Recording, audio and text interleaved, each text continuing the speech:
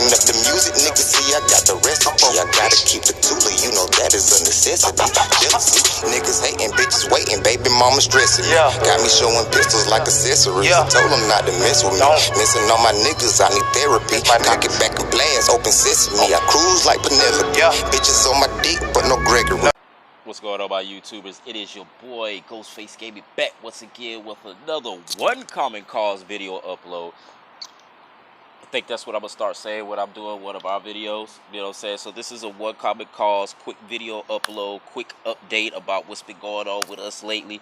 So this originally started when we was holding a rally in front of the library.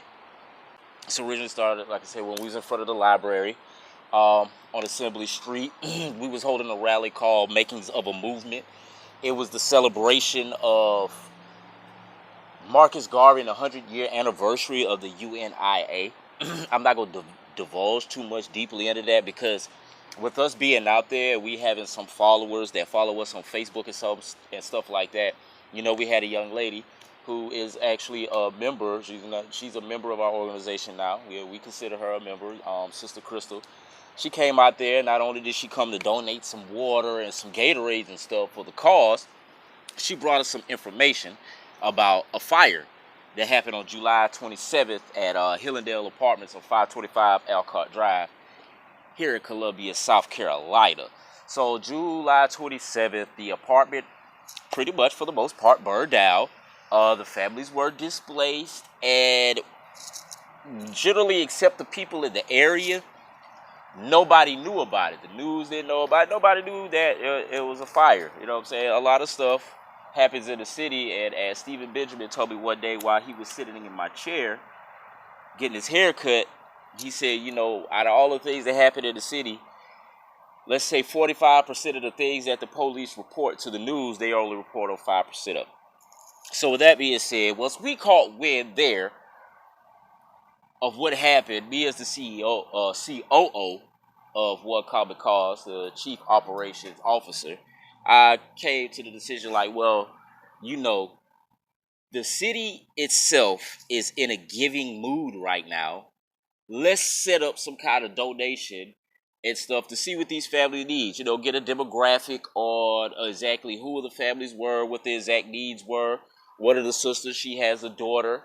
I'm not going to put any names out there because we're going to get into that later in the video, but I'm not going to put any names out there for this specific purpose. But, you know, one of the sisters, she let us know that it was another lady there, and that it was a pregnant female with a 2-year-old daughter.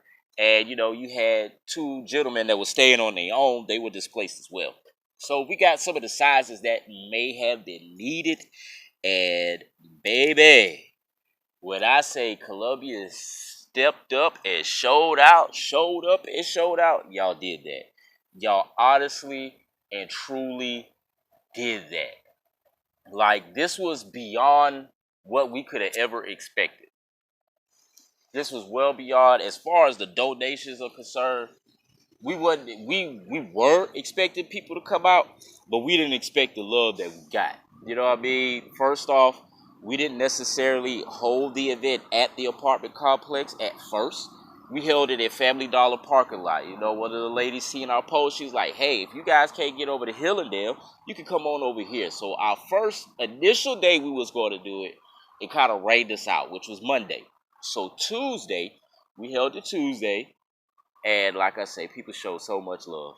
When I say people showed so much love, we got so many clothes, and my old daughter bought 100 pack of baby diapers out of her old little money. Shots out, you know what I'm saying, the baby, Sister Mari, you know what I'm saying, with One Common Cause.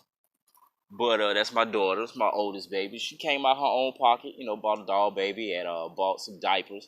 Then you had a couple other people. I'm talking about when we say we have diapers and baby formula and stuff like that. Listen, even in times, these are the things that has to be shown that even in times like this, no matter the negative connotation that the news may be presenting to you, we are out here helping each other. It ain't just One Common Cause that's about the communities helping families, but it's a lot of other organizations, the Richland County Black Collective, You know what I'm saying? Organization, they be throwing cookouts. They just pop up in random neighborhoods, set the grill up, throw cookouts. You know what I'm saying? Of course, you got Empower SC, you got Good Trouble. Of course, you know what I'm saying? You got the SC Black Lives Matter chapter. Yeah. So you got quite a few other organizations. Every black girl, uh, even Love Yourself. You know what I'm saying? My wife's friend, Bianca Sade. You know what I'm saying? She even has her own little organization where she teaches young girls about appreciating and loving themselves. So you have a lot of organizations out here that are actually contributing. I'm about to get into the meat of it though. So aside from that, once we talk to two of the displaced families, we were given some information that they were still they were still trying to charge them for August rent. Now, from the fire marshal report, it is said that the fire was caused by faulty wiring. When you walk up to this place, man, when you see the building, if you can see it in these screenshots and stuff, when you walk up to this building, man, you can see how dilapidated it is. It is the same original building from the 70s that was built. Now, this place is up under Hood.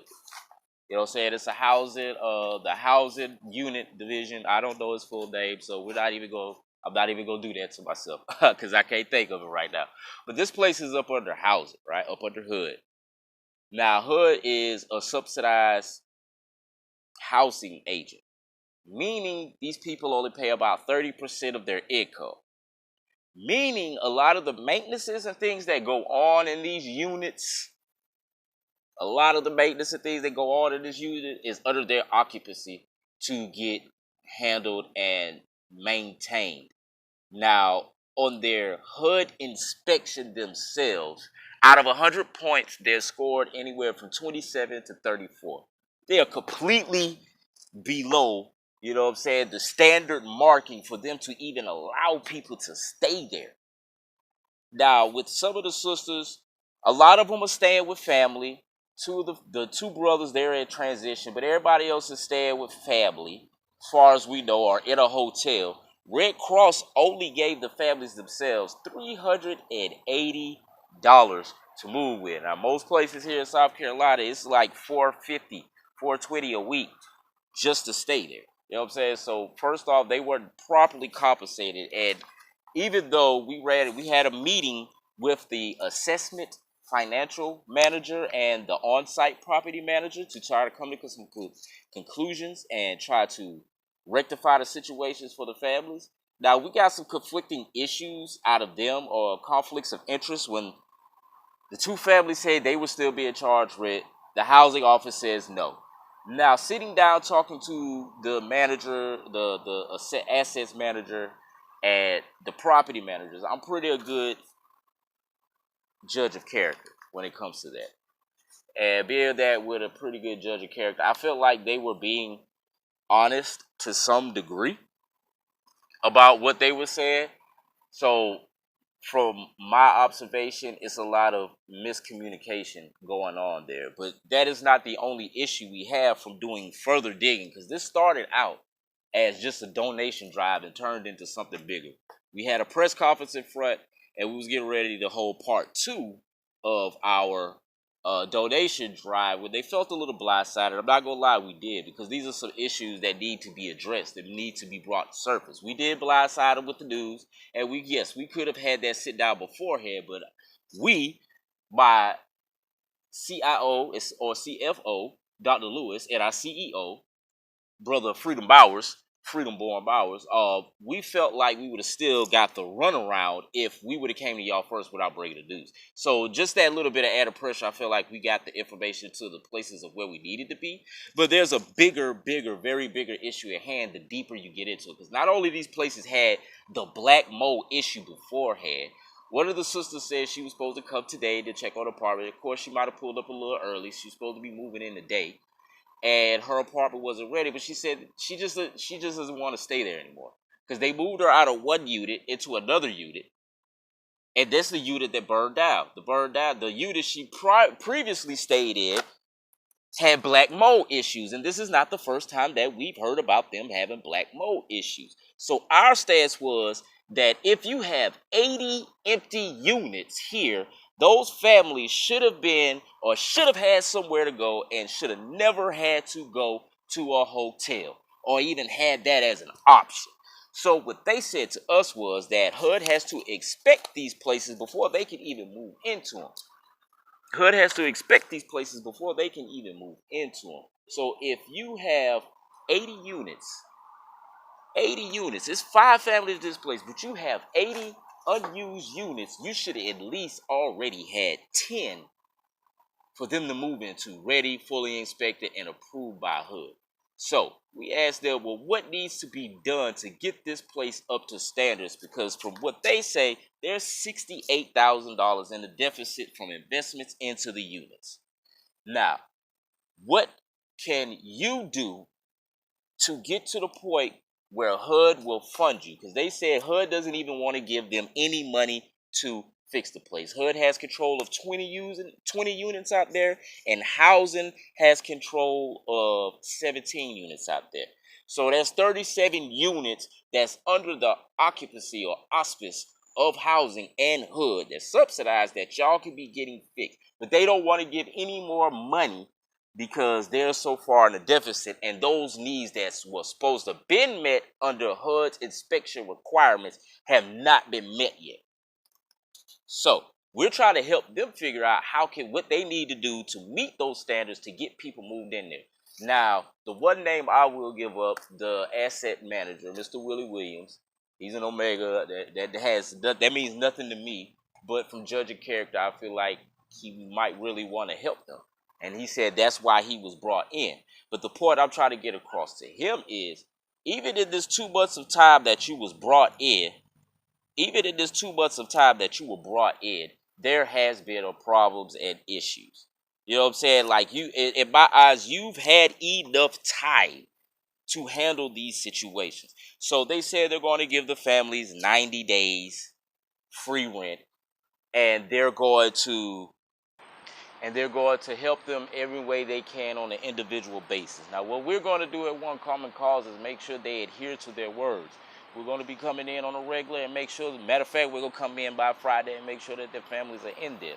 But as you can see, with the amount of evidence that we have, that this is a whole bigger issue.